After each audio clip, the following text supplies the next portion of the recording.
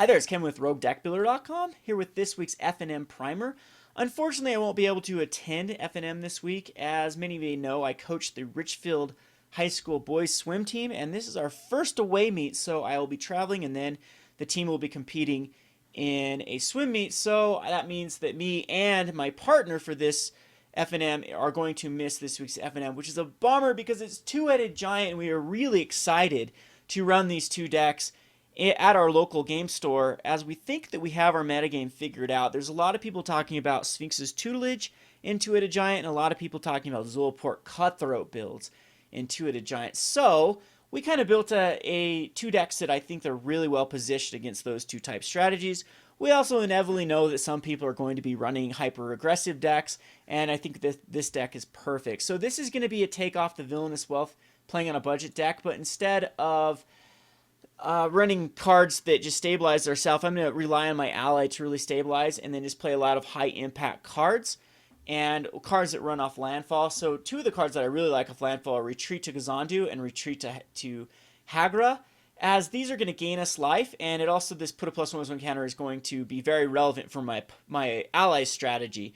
As well as the retreat, you're almost always going to just each opponent lose a life and you gain 1 life. So actually that will read 2 life and 1 life, as your opponents actually in Two-Headed Giant act as two different opponents.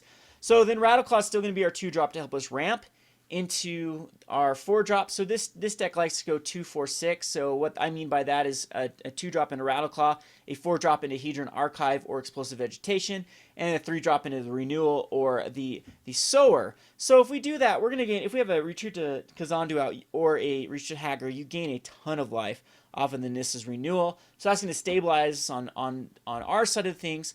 We also have the Feldar Sovereign, which can easily just win the game. You start it, I believe, I can't remember if you start at 35 or 40 life in Two-Headed Giant. I'll have to look at the rules, but this is just nutty in Two-Headed Giant, as it can just win us the game if it survives an entire turn. We also have a Defiant Bloodlord, as we are going to be gaining a ton of life. Might as well drain our opponent. So we have some other win conditions on our side. I cut Ugin because Ugin did not seem really synergistic with my ally's board. Our ally strategy is going to be clogging up the board, and I don't want to be wiping his board while trying to wipe our opponent's board. So Ugin is cut, only one of Ulamog and one of Void Winnower. It's still a nice little combo with the Sanctum of Ugin. Void Winnower can just lock out half your opponent's cards.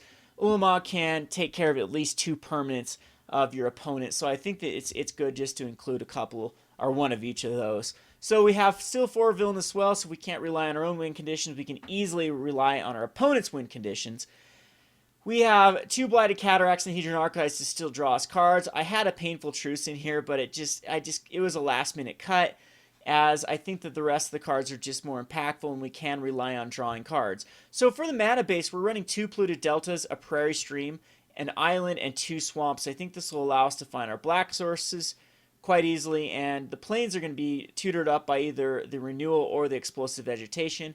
Rattleclaw can always add a blue to your mana pool, and then if we still have the ways to draw through the Archive and the Cataract.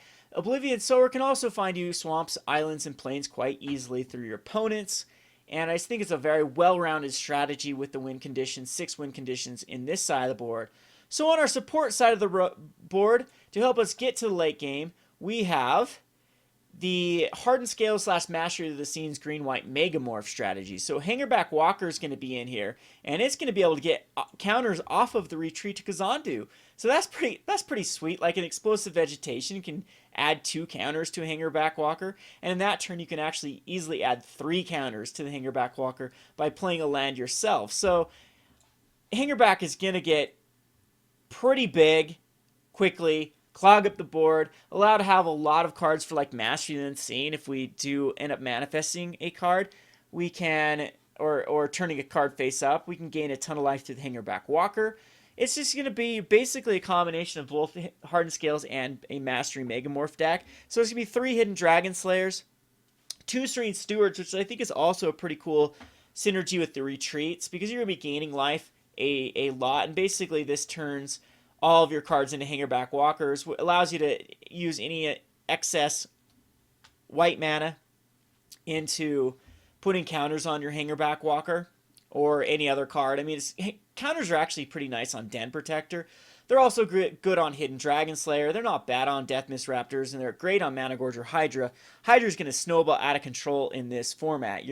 Any player casting a spell puts a +1/+1 counter on it. This guy is going to be insanely huge very quickly. We have a Sunscorched Regent that's also going to play that role. It's going to get huge. Whenever your opponent casts a spell, you gain a life and put a +1 counter on it.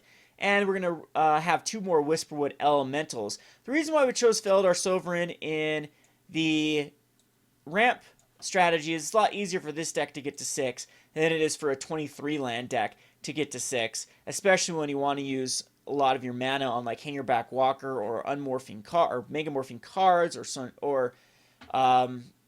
just those type of strategies. Against Tutelage, we have at least the Dromoka's Command to kill their Sphinx's Tutelage. Den Protector can get it back a ton of times. We can fight and prevent damage from its sorceries over and over through the Den Protector Dromoka's Command combo. We have a lot of our cards interact very nicely with Mastery of the Unseen. The only thing that doesn't interact is the Hangerback Walker. And I don't think there's room for like Collected Company in this deck. So we have a lot of higher drops, and so it's not in here. But I think Whisperwood can snowball out of control. Any of these cards can snowball out of control, and it's just going to be able to clog up the board very, very well and give this other deck the time to find its pieces for what it needs. We can win the game with Defiant Bloodlord. We can win the game with Felidar Sovereign. We can really lock out the game with Void Winnower. We can put our opponent under a lot of pressure with Ulamog. And Villainous Wealth, we can use our opponents, the more powerful of the player, usually a 2-headed giant, someone has a broken combo Johnny type deck, and Villainous Wealth, like if it's the Tutelage deck, target the Tutelage and we'll draw an insane amount of cards, or at least just find their own Tutelages against them and possibly mill them out in one turn. And I think the Villainous Wealth is just even better in a 2-headed giant type strategy. So that's basically the gist. I'll put these deck lists up on roguedeckbuilder.com. I don't know how well, of course, they'll perform because we have 0 testing. This is all just theory crafting. I've never seen any stats on 2-headed giant, never played the format for Standard, but I highly encourage that you try this at your local game store and can mix it up.